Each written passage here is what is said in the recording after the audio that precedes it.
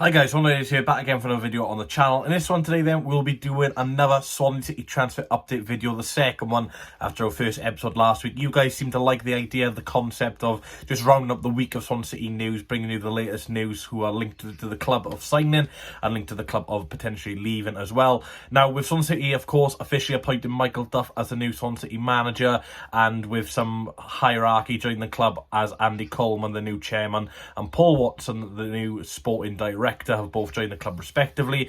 It feels like now is the time where Swansea City will start advancing in transfers. You've got to get your house in order first. You've got to get top to bottom essentially, and of course the first most important thing of any football club really is sorting your board out, because you don't want no one in the top roles of your club not knowing much about football. So we've got those situations sorted now. Hopefully now in the next couple of weeks we will be seeing Swansea City transfers signing, and I'll tell you what, a few of these players linked in today's video would be excellent signings if they do get pulled off. So make sure you like and subscribe, and let's just get into it. So the first player linked in is Ellis Simms. Now of course you can't take every rumour literally, but the links are exciting. Of course, Ellis Simms at Everton, 22 years old, did spend last season on loan at Sunderland for the first half of last season, where he scored 7 goals and got 2 assists in 17 games. A lot of those goals and assists was with Ross Stewart as well. Sunderland last season were looking incredibly dangerous, and they had Ellis Simms and Ross Stewart in the front two, and obviously, unfortunately for Sunderland, that Ross Stewart had a long-term injury, and obviously Ellis Simms got recalled by Everton. In the season prior to that, he did really well as well. He had 7 goals in 21 games with Hearts in the second spell of that season. He went on loan to Blackpool and scored 10 goals in 24 League One games, and obviously helped Blackpool get promotion to the Championship. Now, you look at the record over Ellis Simms' last 2 seasons, and he's prolific. Done it over in Scotland, done it in League One, done it at Championship level. He obviously went back to Premier League like Everton last season. Obviously didn't get much game time, but did score a goal away at Stamford Bridge, which helped them get a 2-2 draw and helped Everton survive in the end. So yeah, really like the look of Ellis Simms. Everywhere he's been so far in his career, he's scored goals. Of course, he will be a little bit of a pricey option. I expect Everton to want around about 5 million for him in total. Now, there are a lot of Championship clubs interested in Ellis Simms, the young forward. Stoke City, Coventry, Ipswich Town and Sunderland have all expressed an interest in signing him, along with Swansea City. Now, the favourites for me probably are Coventry, as Everton are apparently looking towards Victor Gyökeres, and the way they can soften the blow for Coventry losing Gyökeres is probably giving cash plus Ellis Simms for Gyökeres, which probably would suit all parties, with Ellis Simms probably fitting in superbly at Coventry. So really, I don't think we're one of the favourites here. Obviously Ipswich are backed with a lot of money. They'll be up there this season. I think Stoke, of course, aren't afraid to splash the cash. Sunderland, of course, huge club, will be able to financially use the money, especially if Jack Clark leaves. They'll have money there. Swansea City, of course, we're in there as well. If Joel Pro, Matt Grimes, someone like that leaves the club as well. So yeah, I think all these clubs have a good chance to sign Ellis Simms. Of course, it doesn't just have to be a permanent deal, could be a loan deal as well. Another thing which kind of fancies Swansea City for this transfer is that, of course, the Everton manager is Sean Dyche, and the Swansea manager Michael Duff used to play under Sean Dyche at Burnley, and has got a very good connection with the former Burnley boss. So yeah, could be one which happens. Don't think it will happen though, but it's very exciting to be linked with a player of Ellis Simms' quality. Let me know down below, guys, if Swansea City were to sign Ellis Simms, would you be happy with the signing?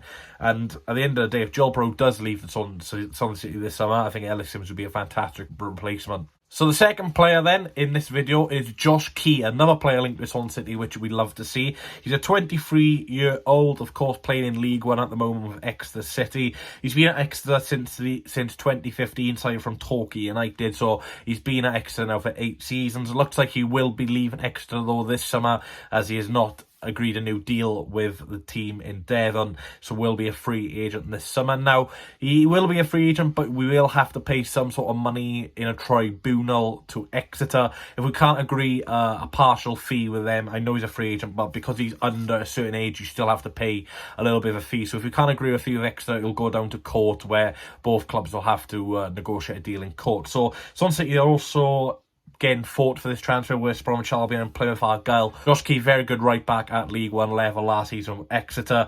He's played 148 games at Exeter City, 8 goals and 13 assists, which show he does like to get forward as a right back. And with Michael Duff's potential free at the back system, where we'll have attacking wing backs, I think Josh Key will be excellent in this role. Now, we don't want to get too excited about this. We all got excited about Matty Sarnola signing last season. He had great stats on paper, good highlights on YouTube, and literally was not that good. So hopefully if Josh Key does sign for the Swans, we can't, expect too much of him, because we expected a lot of Sorinola last season and it just wasn't good. And of course, Sorinola was at League One level before. So yeah, it would be interesting if he does go to Plymouth. Of course, Exeter, Plymouth, very, very big rivals indeed, on par with Swansea, Cardiff. So if he does go to Plymouth, his time at Exeter, 8 years, has just been for nothing. So I can't really see him going to Plymouth just for the fact that, he's Exeter born and bred, essentially. So it's just down between Swansea and West Brom. Now, you look at West Brom's backline, they are set to lose Dara O'Shea, who's going to Burnley. They have got quite an age in defence. Connor Townsend's a very good defender as well. He's a younger side. But you look at that West Brom defence, they've got Cal Barley, Eric Peters, a lot of old players there at the back. So I think, Josh Key would be a nice, exciting young fullback into that West Brom back line. Same with the Swans, really. We've only got one registered right back in the senior team, Carl Norton, and he's more of a centre-half these days. So, yeah, I think Josh Key, we're probably second favourites, because, of course, West Brom will probably have a bit more financial power to offer him a bit more wages. But I feel like, the foundation we build under Michael Duff is a key attraction to any player. So I'd love this to happen, but we'll see what happens over the next couple of days. Let me know down below. Would you like Josh Key to become a Swansea City signing this summer? Now, the last transfer news in this video then is unfortunately not a player joining the club. It's again a player I mentioned last week, potentially leaving the club, Joel Piroe. Now, with Russell Martin officially confirmed as Southampton manager, even though they've not paid us for him yet, that's going to be a story for one in the Stone Ages. I think that could take ages for it to happen to get our money for Martin. But Southampton have officially stepped up their interest in Swansea Dutch striker Joel Piroe. Now, Swansea are set to evaluate the striker at around about £10 to £12 million, including add-ons. Now, you look at that, you think it's fair, but when you realise he's out of contract next summer and can be signed for a foreign team away from England, essentially, in January for a free contract in the summer, yeah, it's a high valuation for a player with 1 year left. Now, I understand Joel's amazing seasons in the Championship. Last season scoring 20 goals and getting 2 assists in all competitions. The season before that scoring 24 goals in the Championship, which is simply remarkable for a player who's costs around about £1 million. Southampton, of course, do have players like Adam Armstrong, Che Adams, but they've not done it for a few seasons now. They are back at Championship level where they've done it before, but there's that question mark, will we be able to return what they had previously? Now, for a player like Joel Piroe, it's a non-starter, really. He's guaranteed 15 goals a season if he stays injury-free. He's a fox in the box, a potent finisher, hasn't missed a penalty for us when he has taken them. Doesn't have the aerial height which you'd assume with his height. Doesn't seem to score too many headers or get on the end of crosses. But Piroe's a brilliant finisher on his left foot, so deadly, one of the best finishers at Championship level. Martin knows him, very keen on him, and this could happen. Martin will know Swansea City do need cash this summer to sign some players, and Southampton will have a lot of money to spend this summer. Of course, Livermento's already linked with Newcastle for around about £30 million. Got James Ward-Prowse available for around about £50 million this season. You got Ramia Lavia, who of course is also linked away. So Southampton are going to have abundance of cash this summer. So yeah, if Piroe is rumoured to be fee around about £10-12 million, I got no doubt that Southampton will try and match it. Of course, there was a team in this area who was linked with Piroe, but they've now kind of silenced their interest, which I did mention last week. I did think it would be unlikely that he'd go there with, Serie A clubs not having too much money.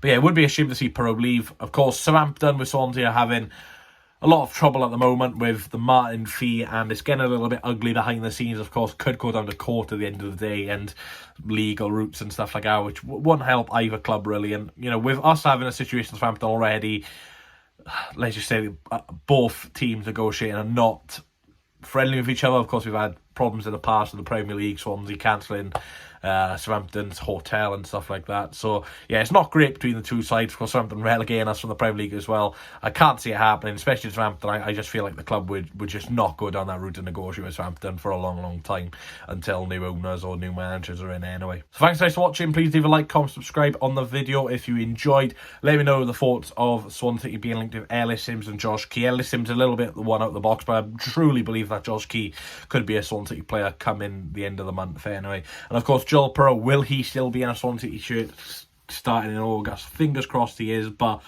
yeah, so many transfer windows now which has gone that he's been linked away I can't see him signing a new deal.